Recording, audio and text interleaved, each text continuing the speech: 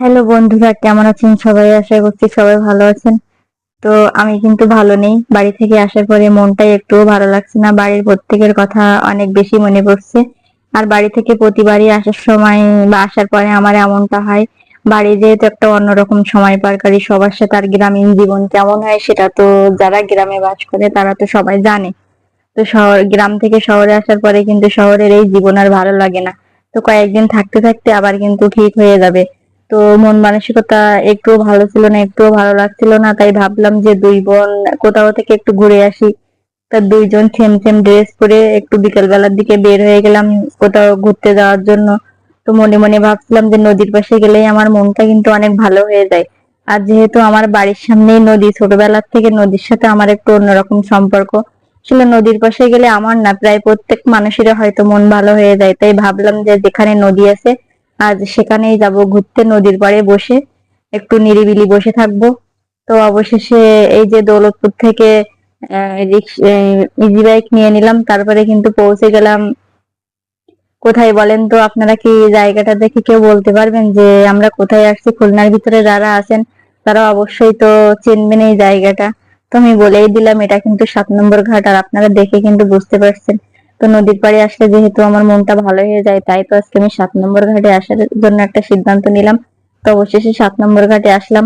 তো উপরে দাঁড়ায় দাঁড়ায় দেখছিলাম নদীর দিকে, তবে ওখান থেকে আমার বেশ ভালো লাগছিল না। তো ভাবলাম নদীর পাড়ে যেয়ে চেয়ারে বসবো, তো তারপরে নদীর দৃশ্য উপভোগ করব, যদি মনটা আমার একটু ভালো হয়। তো যেদিন আমি গেছিলাম সেদিন কিন্তু ছিল শুক্রবার, যার কারণে অনেক মানুষের ভিড় ছিল।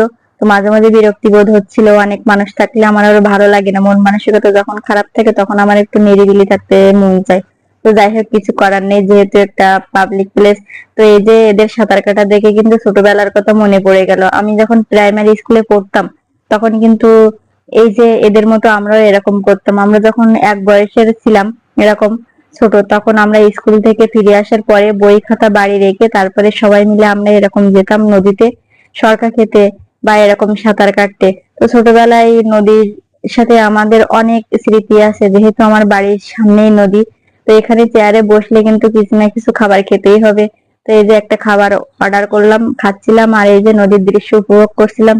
একদম গধূলি বেলা দেখেন, চাঁদের আলো একেবারে নদীর ভিতর পড়ছে, সুন্দর একটা দৃশ্য। আর রাত্রে এখানের দৃশ্যটা আরো বেশি ভালো লাগে। এই যে জাহাজ কার্গো, এখানে কিন্তু নদীর ভিতরে সবগুলো লাইট জ্বলে। আর এই যে দেখেন চাঁদের আলো নদীর জলের ভিতরে কিভাবে পড়ছে, আমার তো ভীষণ ভীষণ ভালো লাগছে। তো যাই হোক, আমার কিন্তু মন ভালো হয়ে গেল। 7 নম্বর ঘাটে ঘুরে কিন্তু কিছুটা হলেও আমার মন ভালো লাগছিল। তো অনেক রাত পর্যন্ত তো থাকা যাবে না, তো সন্ধ্যার পরে তো বাসায় ফিরতে হবে। তো এই যে 7টা কি 7:30টার মতো বাজে এখন, তো আমরা বাসায় ফিরে যাব।